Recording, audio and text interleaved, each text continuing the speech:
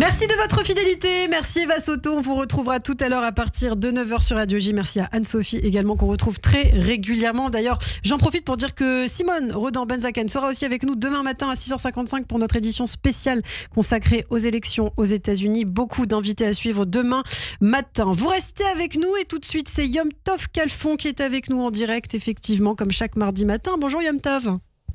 Bonjour Ilana. Merci beaucoup Yom Tov d'être avec nous. Effectivement, on parle des élections aux États-Unis et ce matin, vous souhaitiez revenir sur ce discours qui a fait beaucoup parler de Bill Clinton, l'ancien président des États-Unis, qui s'est adressé aux Palestiniens. Les Juifs étaient là bien avant vous, avant que votre foi n'existe, au temps du roi David, dans les tribus les plus au sud, en Judée et en Samarie. Des vérités qui sont dites et de manière assez rare pour le souligner. Vous souhaitiez réagir à ces propos, Yom Tov. Oui, tout à fait. Nous sommes journée d'élection américaine et Bill Clinton est venu participer à une réunion électorale pour Kamala Harris, la candidate démocrate, au Michigan, que l'on sait que c'est un pays qui a une très grande communauté arabo-musulmane, et dans un parti démocrate qui a malheureusement de grandes tendances pro-palestiniennes.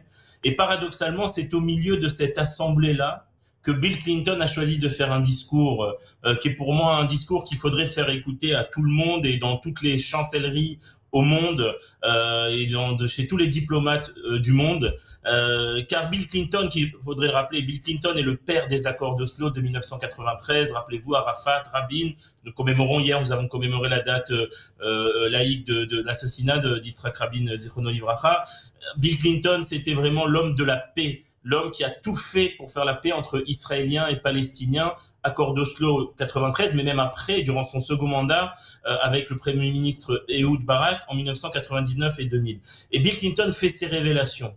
Il explique qu'en l'an 2000, lorsqu'il y avait eu ces négociations de Camp David entre Ehud Barak et Yasser Arafat sous l'égide de Clinton, les Palestiniens ont reçu, et je cite Bill Clinton, les Palestiniens ont reçu du Premier ministre d'Israël 96% de tous les territoires, donc y compris bande de Gaza en entière 100%, et la Judée-Samarie, la Cisjordanie 96%, et encore 4% qu'ils auraient le choix de choisir n'importe où dans le territoire souverain d'Israël. C'est-à-dire que les Palestiniens ont reçu 100% de leurs demandes, y compris une capitale à Jérusalem-Est, et y compris l'accès à 2 quartiers de la vieille ville de Jérusalem, le quartier musulman, le quartier chrétien. C'est-à-dire que Bill Clinton nous dit, on a mené des négociations avec les Palestiniens et le premier ministre israélien leur a tout donné, toutes leurs revendications, tout ce qu'ils ont demandé, ils ont reçu.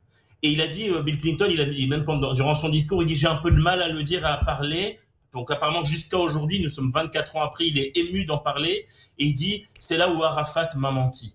Arafat m'a menti, je croyais qu'il était un homme de paix, je croyais qu'il voulait faire la paix. En réalité, il a compris que les Palestiniens ne voulaient pas faire la paix avec Israël, mais voulaient détruire Israël. Et il cite le Hamas qui, en réalité, veut détruire Israël, peu importe les frontières et peu importe ce qui peut être obtenu dans le cadre de négociations de paix. C'est ce que dit Bill Clinton, l'homme de paix, pas un homme d'extrême droite, pas un homme de la droite israélienne, pas un républicain, un démocrate, qui dit clairement qu'en réalité que les Palestiniens ne veulent pas la paix, ne veulent pas d'un État palestinien à côté d'Israël, mais veulent tout simplement détruire Israël. Et évidemment, il a après cité ce que vous venez de citer, c'est-à-dire qu'en réalité, un mot de vérité sur qui sont les vrais autochtones sur cette terre et qui sont en réalité, qui sont arrivés ici les premiers, à qui est cette terre d'abord et avant tout. Alors, Bill Clinton, c'est vrai, n'est pas n'importe qui. Sa voix porte au niveau international, justement. Alors, une question se pose après ces révélations, ces vérités dites de l'ancien président des États-Unis. Est-ce qu'elles pourront faire bouger les lignes de la diplomatie américaine et internationale, plus largement sur le conflit au Proche-Orient et surtout la responsabilité des Palestiniens dans la poursuite de la guerre?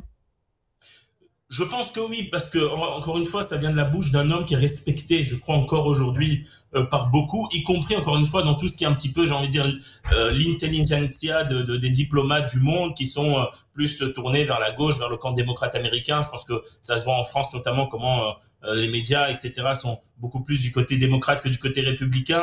Donc Bill Clinton est un démocrate, un homme de paix, un homme respecté jusqu'à aujourd'hui, et il place en réalité 2 axiomes que tout le monde ignore au niveau du conflit israélo-palestinien. Le premier axiome, c'est que les autochtones dans les territoires libérés par Israël en 67 sont les Juifs, sont les Hébreux, puisque ces territoires de Judée, Samarie, de Jérusalem sont des territoires qui étaient d'abord et avant tout des territoires hébreux, des territoires juifs, bien avant que l'islam apparaisse dans le monde et bien avant que les Palestiniens viennent s'y installer. Ça, c'est un premier axiome qui est totalement ignoré dans la diplomatie occidentale. Donc, en réalité, qui étaient là les premiers et qui sont les vrais propriétaires des terrains? Et le deuxième axiome, c'est même lorsque Israël a décidé en réalité de céder sur des territoires nationaux et pour faire la paix, ce sont les Palestiniens qui ont refusé la paix et pas Israël, car en réalité, leur vrai projet n'est pas de construire un État à côté d'Israël, mais un État à la place d'Israël. Donc, ce n'est pas 2 États la solution que les Palestiniens veulent, mais un seul État